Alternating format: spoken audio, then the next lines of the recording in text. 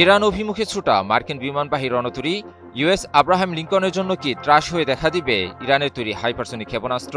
Iran কি তার hypersonic ক্ষেপণাস্ত্র দিয়েই মার্কিন বিমানবাহী রণতরী ইউএস আব্রাহাম লিঙ্কনকে ডুবিয়ে দিবে? মার্কিন যুক্তরাষ্ট্রের দম্ভ ম্লান করে দেওয়ার জন্য কি ইরানের একটি ক্ষেপণাস্ত্রই যথেষ্ট? ইরানের হাতে থাকা সবচেয়ে বড় হুমকি হিসেবে ধরা হচ্ছে তাদের হাইপারসনিক ক্ষেপণাস্ত্র ফাত্তা-2। এটি কোনো সাধারণ ব্যালিস্টিক ক্ষেপণাস্ত্র নয়। উৎক্ষেপণের পর এটি বুস্টার থেকে আলাদা হয়ে উপরের বায়ুমণ্ডল দিয়ে ম্যাক 13 এর বেশি গতিতে গ্লাইড করে।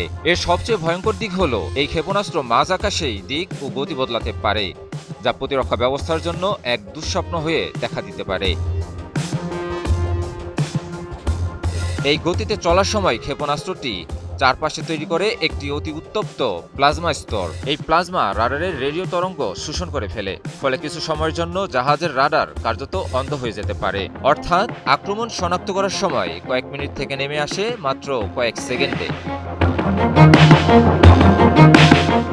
এই হুমকির জবাবে মার্কিন নৌবাহিনীর সবচেয়ে শক্তিশালী প্রতিরক্ষা হল SM-6 ইন্টারসেপ্টর মিসাইল। এটি তাত্ত্বিকভাবে হাইপারসনিক গ্লাইড ভেহিকল ধ্বংস করতে পারে, কিন্তু বাস্তবে এটি যেন বুলেট দিয়ে আরেকটি বুলেটকে আঘাত করার মতো। এজন্য দরকার অত্যন্ত নিখুঁত হিসাব, আর সামান্য ভুলই ডেকে আনতে পারে বিশাল বড় ব্যর্থতা। তবে সমস্যা শুধু ক্ষেপণাস্ত্রের শক্তিতে নয়, বরং টার্গেট খুঁজে পাওয়াতেও। ইরানকে আগে জানতে হবে সমুদ্রে চলমান ইউএস আব্রাহাম লিঙ্কন ঠিক কোথায় আছে। উপগ্রহ বা ড্রোনের মাধ্যমে এই তথ্য সংগ্রহ করতে হয়, যা জ্যামিংয়ের শিকার হতে পারে। 30 নটিক্যাল মাইল গতিতে চলমান একটি ক্যারিয়ারের অবস্থান 10 মিনিটেই বদলে যায়, ফলে ভুল তথ্য মানেই ক্ষেপণাস্ত্র লক্ষ্যচ্যুত। আরেকটি গুরুত্বপূর্ণ বিষয়, ইরানের লক্ষ্য আসলে জাহাজ ডুবানো নাও হতে পারে।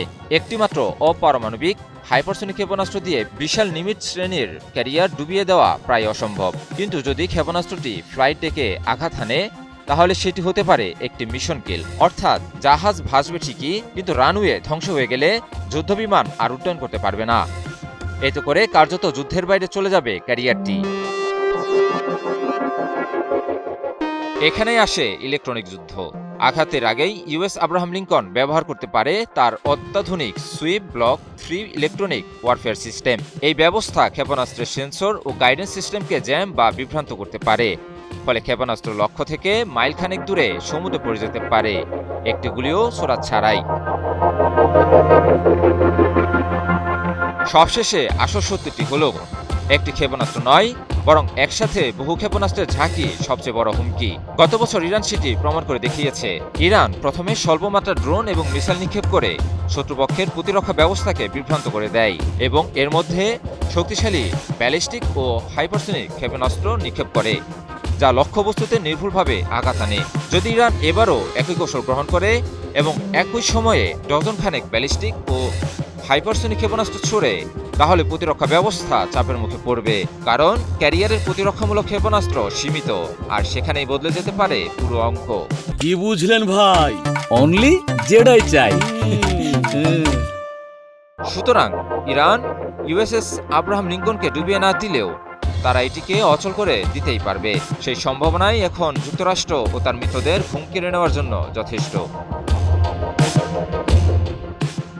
ইমন আলী, নিউজ 24।